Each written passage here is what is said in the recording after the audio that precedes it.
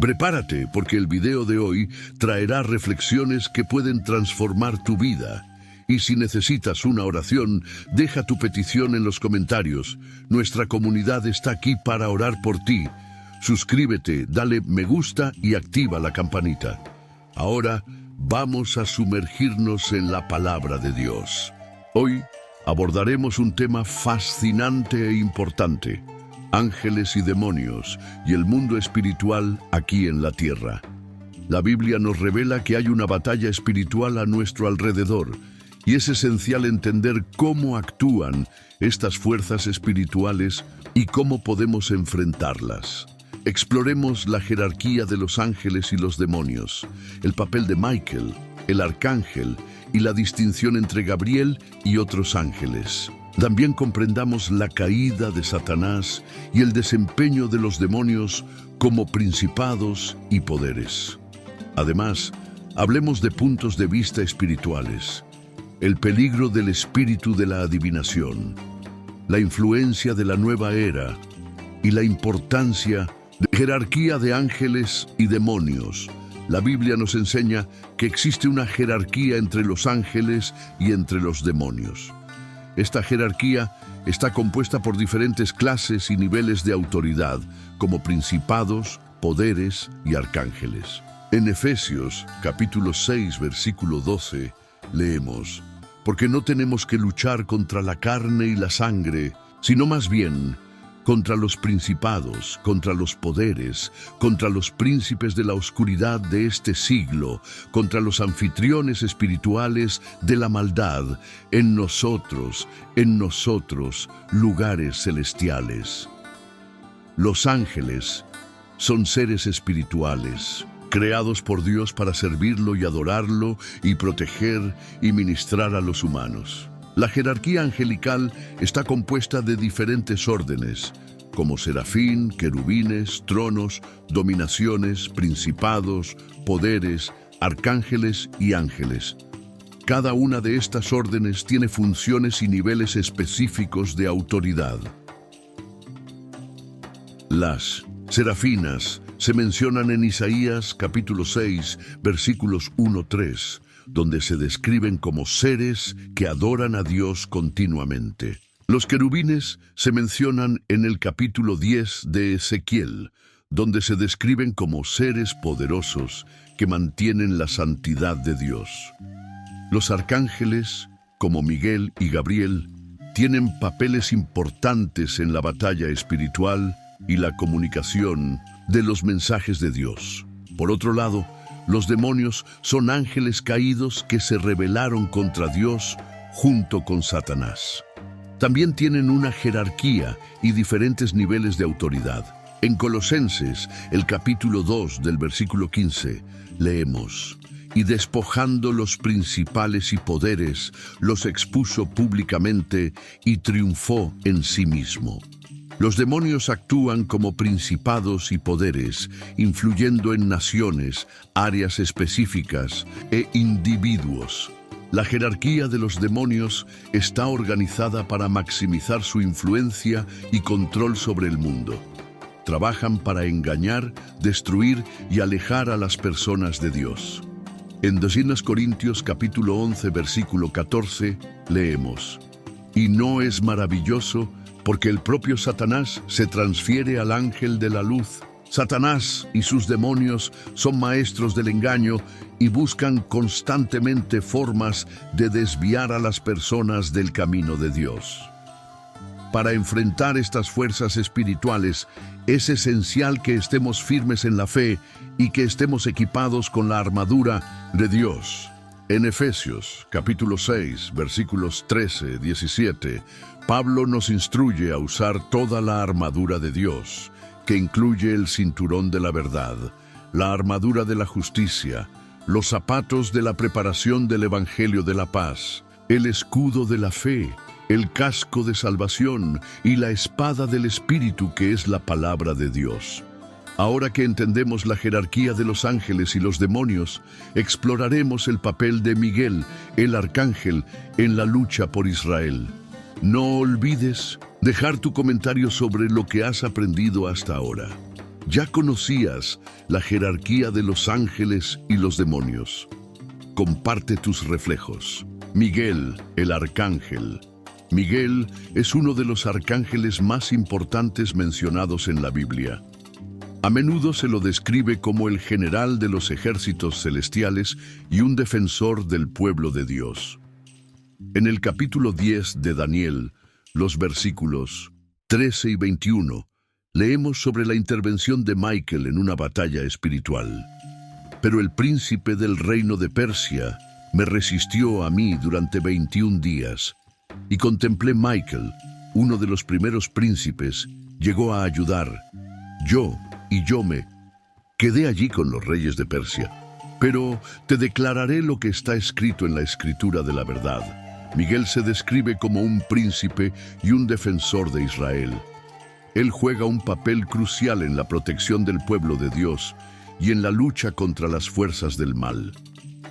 En el capítulo 12 de Daniel, el versículo 1 leemos: Y en ese momento Michael criará al gran príncipe que se eleva por los hijos de su gente, y habrá un tiempo de angustia que nunca ha sido, ya que hubo una nación hasta esa vez.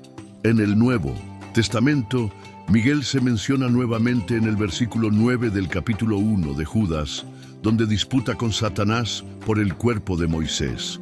Pero el arcángel Micael, cuando afirmó con el diablo, compitiendo por el cuerpo de Moisés, no se atrevió para pronunciar el juicio de maldición contra él, pero dijo que el Señor te reprende. Este pasaje destaca la autoridad y el poder de Michael, así como su humildad para confiar en la autoridad de Dios para reprender a Satanás. Miguel también se menciona en Apocalipsis capítulo 12, versículos 7-9, donde dirige a los ejércitos celestiales en una batalla contra Satanás y sus ángeles. Y había una batalla en el cielo. Michael y sus ángeles lucharon contra el dragón y lucharon contra el dragón y los ángeles. La actuación de Miguel nos muestra la importancia de la lucha espiritual y la protección divina.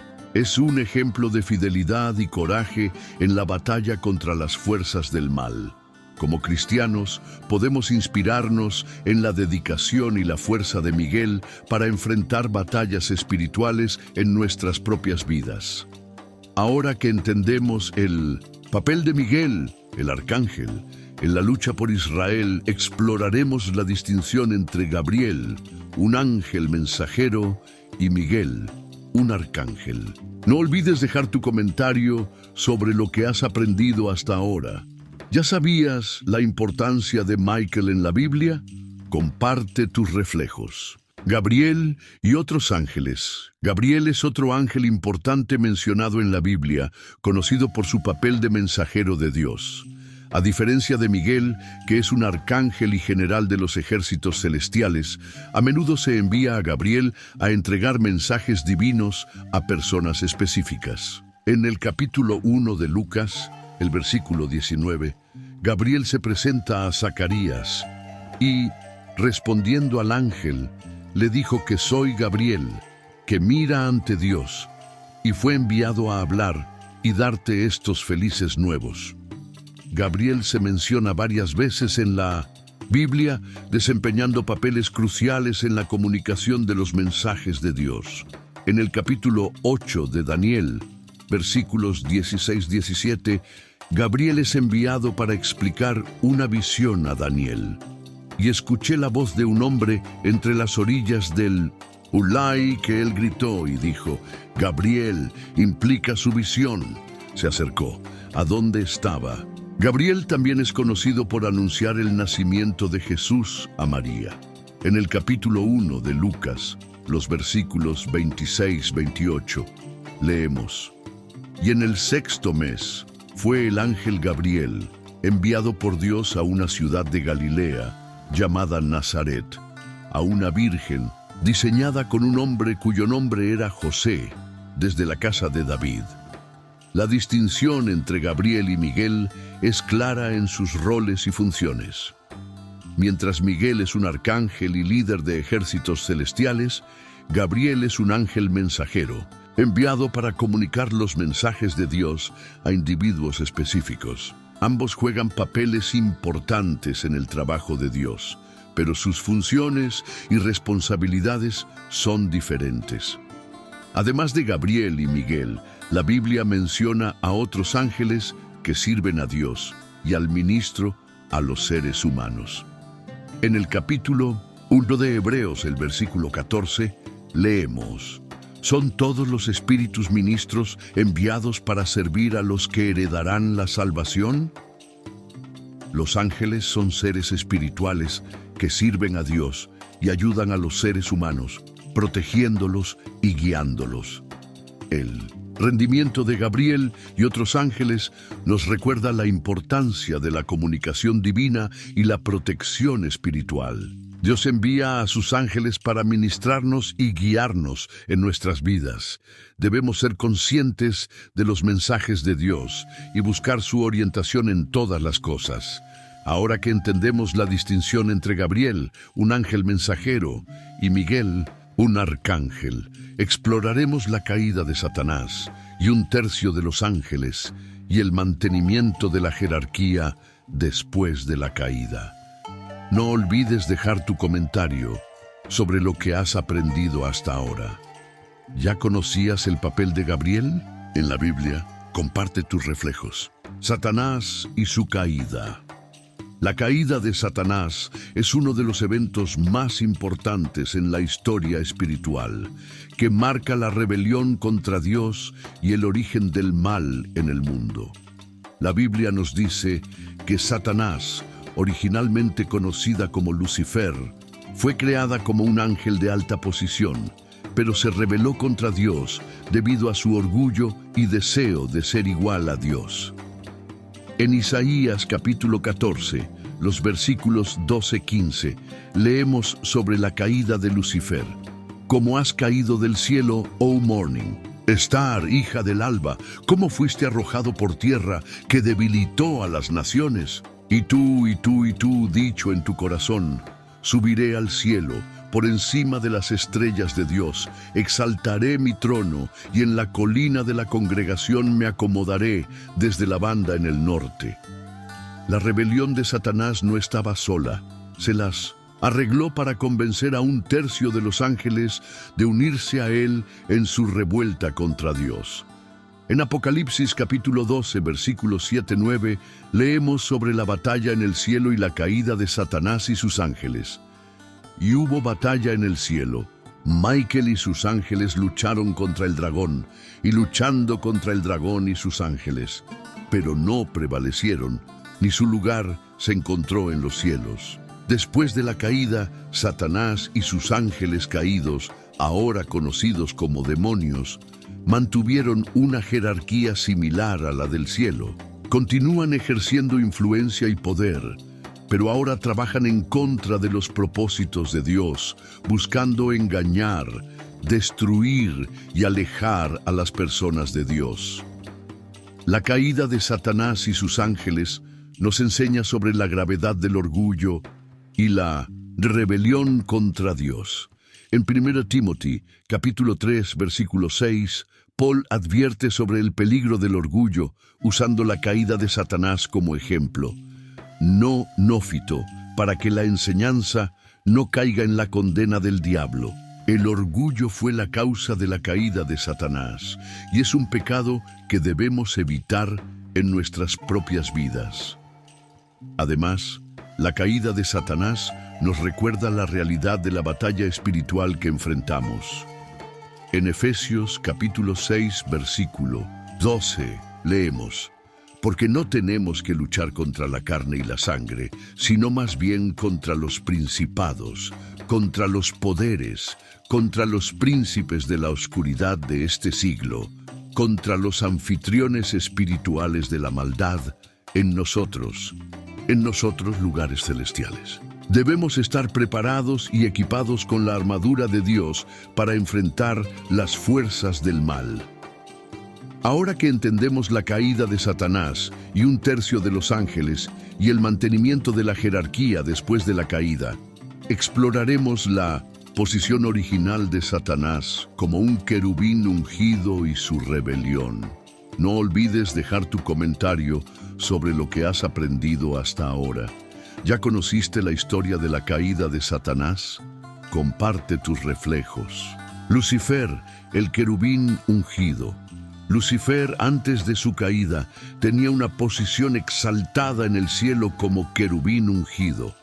En Ezequiel capítulo 28, versículos 12-15, leemos una descripción de Lucifer. Usted eras el sello de la perfección, lleno de sabiduría y perfecta en belleza. Estabas en el Edén, jardín de Dios, topaz, diamante, turquesa, ónix, jaspe, zafiro, carbúnculus, esmeralda y oro.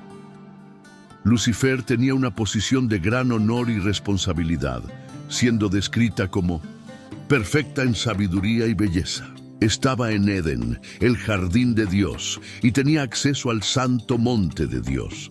Sin embargo, su corazón estaba lleno de orgullo debido a su belleza y sabiduría. En Isaías capítulo 14, los versículos 12-15, leemos sobre la caída de Lucifer. Como has caído del cielo, oh Morning Star, hija del alba, cómo fuiste arrojado por tierra, que debilitó a las naciones. Y tú, dicho en tu corazón, subiré al cielo, por encima de las estrellas de Dios, exaltaré mi trono, y en la colina de la congregación me sentaré a los lados del norte. El orgullo y la ambición de Lucifer lo llevaron a querer ser igual a Dios. Quería usurpar el trono de Dios y ser adorado como el Altísimo. Esta rebelión resultó en su caída y la caída de un tercio de los ángeles que lo siguieron. Lucifer, ahora conocido como Satanás, se convirtió en el principal adversario de Dios y la humanidad. La caída de Lucifer nos enseña sobre los peligros del orgullo y la rebelión contra Dios. En Proverbios, capítulo 16, versículo 18, leemos: el orgullo precede a la ruina y la altitud del espíritu precede a la caída. El orgullo fue la causa de la caída de Lucifer y continúa usando orgullo para tratar de engañar a la humanidad. Para evitar caer en el mismo error, debemos buscar humildad y obediencia a Dios. En James, capítulo 4, versículo 10, leemos: te humillamos ante el Señor y Él te exaltará. La humildad es una virtud que nos protege del orgullo y nos mantiene en una relación correcta con Dios. Ahora que entendemos la posición original de Lucifer como un querubín ungido y su rebelión, exploraremos el papel de los principados y poderes, demonios, que influyen en las naciones y las áreas específicas. No olvides dejar tu comentario sobre lo que has aprendido hasta ahora. ¿Ya conocías la historia de Lucifer y su caída? Comparte tus reflejos. Principados y poderes.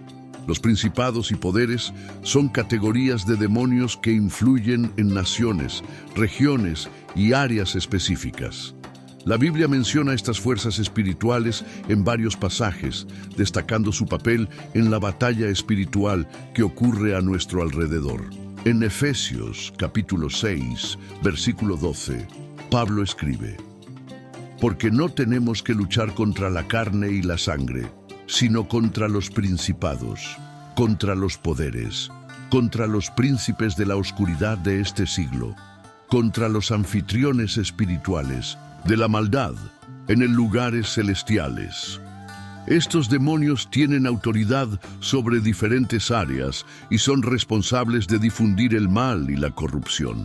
Trabajan para influir en los gobiernos, culturas y sociedades, promover la injusticia, la idolatría y la rebelión contra Dios. En el capítulo 10 de Daniel, los versículos 12 y 13, leemos sobre la batalla espiritual que involucra al príncipe de Persia. Luego me dijo: hecho, Daniel, porque desde el primer día ha aplicado su corazón para comprenderte y humillarte, antes de que tu Dios se escuchan tus palabras. y yo vine por tus palabras. Este pasaje revela la existencia de una batalla espiritual en los lugares celestiales, donde los ángeles de Dios luchan contra los principados demoníacos que intentan prevenir los planes de Dios. El príncipe de Persia, mencionado aquí, es un demonio que influyó en el reino de Persia, resistiendo las oraciones de Daniel y la intervención divina. Para combatir estos principados y poderes, es esencial que los cristianos estén equipados con la armadura de Dios. En Efesios, capítulo 6, versículos 13-17, Pablo describe esta armadura.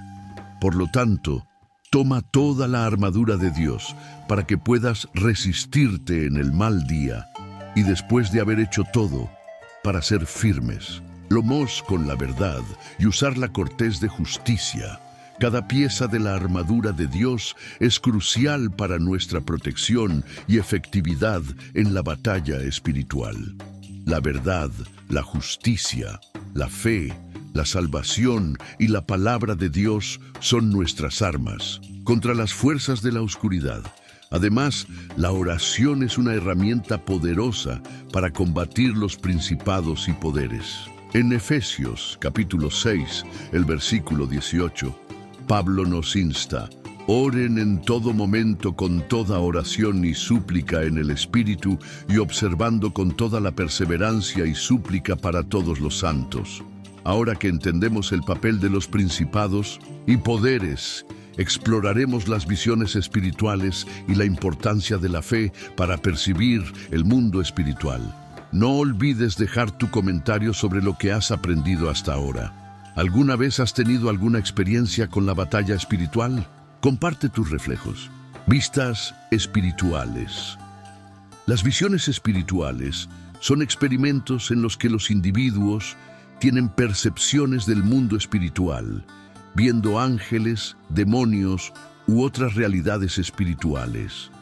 Estas visiones pueden ser una forma de que Dios revele verdades espirituales y fortalezca la fe de los creyentes. En los Actos del capítulo 10, versículos 9-16, leemos sobre la visión de Peter.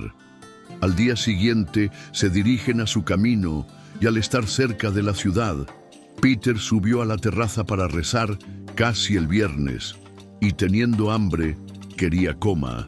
Pero mientras se preparan, llegó un rapto de sentidos y vio el cielo abierto, y eso descendió un jarrón como si fuera una gran sábana archivada por las 4 esquinas que llegaba a la tierra.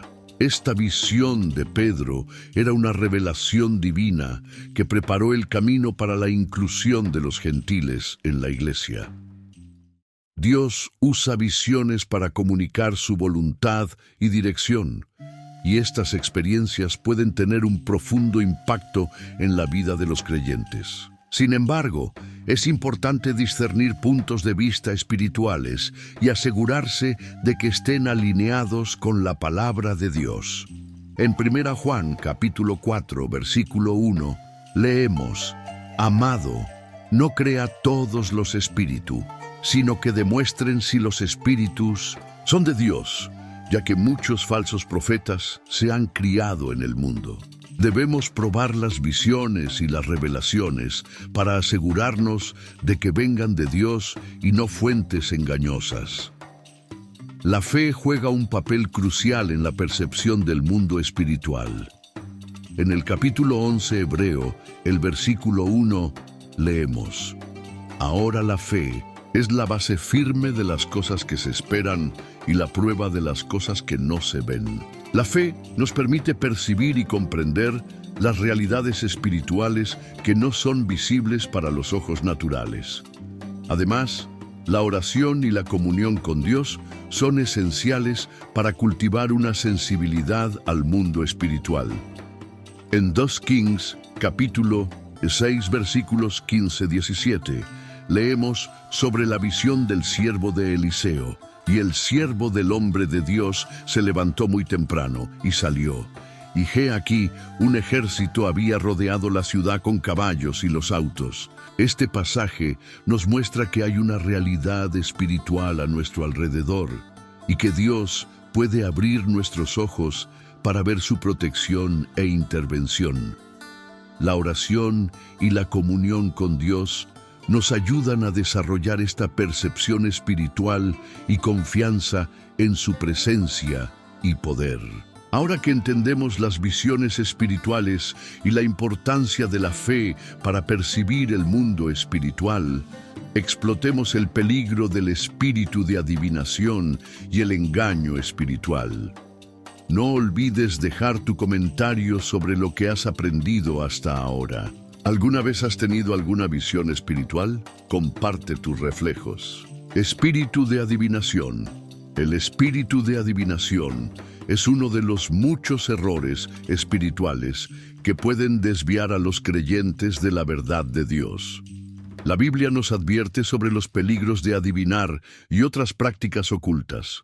En Deuteronomio, capítulo 18, versículos 10-12, leemos: Entre ustedes, si no encuentra a nadie que pase por el fuego a su hijo o hija, ni adivinador, ni prognizante, ni aguer, ningún hechicero, ni encantador de encantamientos, ni quien consultar un espíritu de adivinanzas, ni mágico, ni quien consulte a los muertos. Estas prácticas son abominables a los ojos de Dios, porque desvían a las personas de su verdad y las llevan a confiar en los poderes malvados. En Hechos, capítulo 16, versículos 16-18, leemos sobre una mujer joven poseída por un espíritu de adivinar. Y sucedió que, yendo a la oración, una mujer joven que tenía un espíritu de adivinanzas, quien, adivinando, llegó una gran ganancia a la reunión. Te envío de eso. Pablo discernió el espíritu de adivinación y lo expulsó en el nombre de Jesús. Este incidente muestra la importancia de los espíritus exigentes y rechazar cualquier forma de adivinación. La adivinación es un intento de obtener conocimiento y poder a través de medios ocultos, en lugar de confiar en Dios y su revelación. Para evitar caer en este error, debemos buscar la verdad de Dios y la confianza en su orientación. En James, el capítulo 1 del versículo 5, leemos: Y si alguno de ustedes carece de sabiduría, pídale a Dios, que da todo generalmente, y no lo arroja a la cara, y se le dará a él. Cuando buscamos la sabiduría de Dios, nos guía y nos protege de los errores espirituales. Además, debemos estar atentos y discernir los espíritus. En 1 Juan capítulo 4, versículo 1, leemos: Amado, no crea todos los espíritus, sino que demuestren si los espíritus son de Dios, ya que muchos falsos profetas se han criado en el mundo. Debemos probar los espíritus y asegurarnos de que estamos siguiendo la verdad de Dios. Ahora que entendemos el peligro del espíritu de adivinación y errores espirituales, exploremos la malvada influencia de la nueva era y la importancia de advertir sobre estos errores. No olvides dejar tu comentario sobre lo que has aprendido hasta ahora. ¿Has encontrado a alguien influenciado por el espíritu de adivinar? Comparte tus reflejos. Nueva era y errores. La nueva era es un movimiento espiritual que combina elementos de varias religiones y filosofías, promoviendo prácticas y creencias que son contrarias a las enseñanzas bíblicas. La influencia malvada de la nueva era puede ser sutil, pero es peligrosa, ya que las personas desvían a las personas de la verdad de Dios. En 2 Corintios capítulo 11, versículos 14 y 15, leemos: Y no es maravilloso, porque el propio Satanás se transfiere al ángel de la luz. No es mucho, porque sus ministros se transfigurarán a ministros de justicia, el final de los cuales será de acuerdo con sus obras. Satanás y sus ministros pueden disfrazarlo como portadores de la luz y la verdad, engañando a muchos con sus falsas doctrinas. La nueva era promueve la idea de que todas las religiones son iguales y que cada persona puede encontrar su propia verdad, lo que contradice la enseñanza bíblica de que Jesús es el único camino hacia Dios. En Juan capítulo 14, versículo 6, Jesús dice: Yo soy el camino, la verdad y la vida. Nadie viene al Padre sino para mí.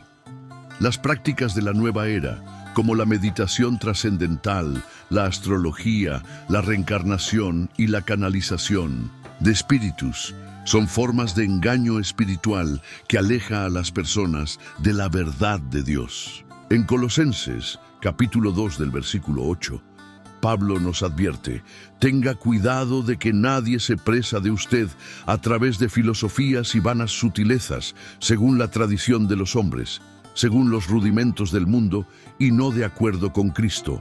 Para combatir la influencia malvada de la nueva era, es esencial que los cristianos estén bien fundados en la palabra de Dios y advierten a los demás sobre estos errores.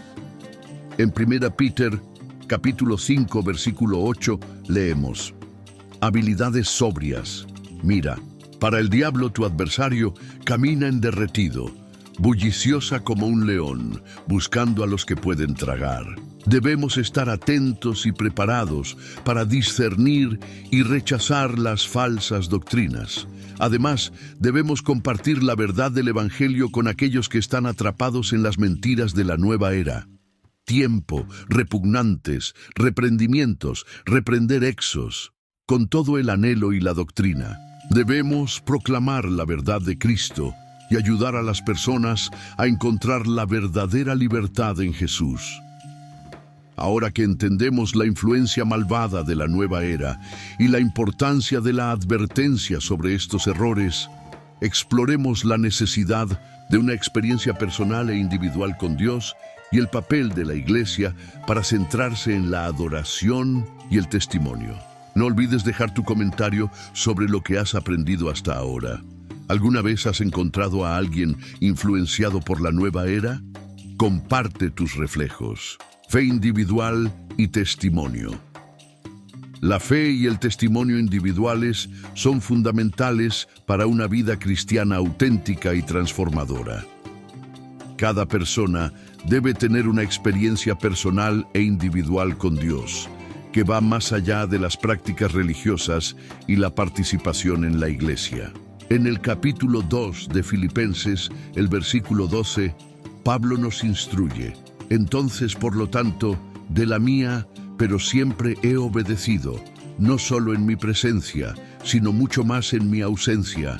Desarrollo tu salvación con miedo y temblor. Desarrollar. Nuestra salvación significa buscar una relación íntima y personal con Dios, donde experimentamos su presencia y dirección en nuestras vidas. En Juan capítulo 15, los versículos 4 y 5, Jesús dice: permanezca en mí y permaneceré en ti. Como la vara de sí misma no puede dar fruto, sino en la vid, así, si no permaneces en mí, soy la vid, tú somos las varillas, y yo, y hago mucho porque sin mí puedes hacerlo. Permanecer en Cristo es esencial para nuestra vida espiritual y para producir frutas que glorifican a Dios. Además, el testimonio es una expresión de nuestra fe y una forma de compartir el amor de Dios con los demás.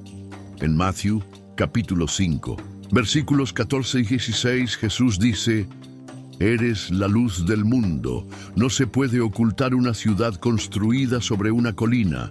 No enciende el lácnes y se pone debajo del bushel, sino en el terciopelo, y da luz a todos los que están en la casa. Nuestro testimonio debe ser una luz que apunte a Cristo y glorifica a Dios.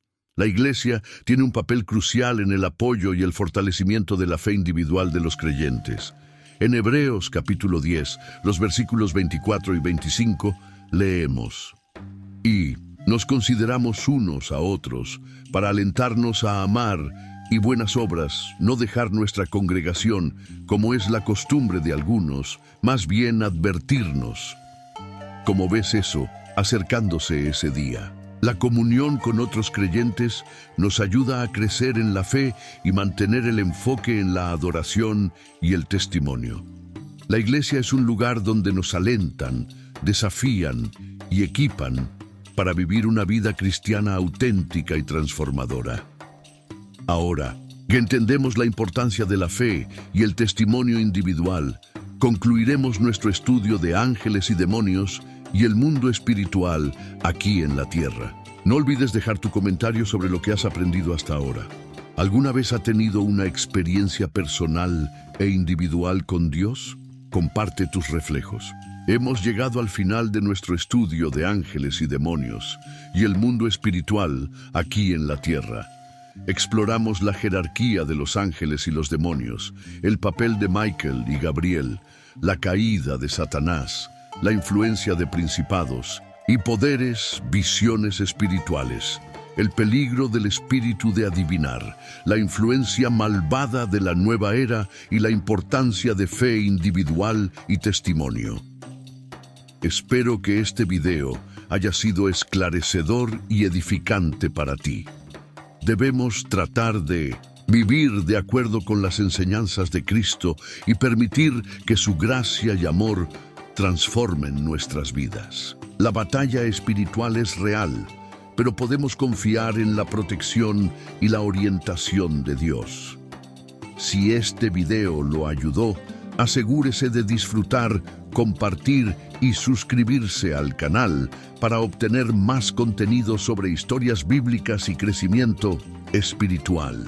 Deje su comentario sobre lo que ha aprendido y cómo ha tratado de fortalecer su relación con Dios. Crecemos juntos en la fe.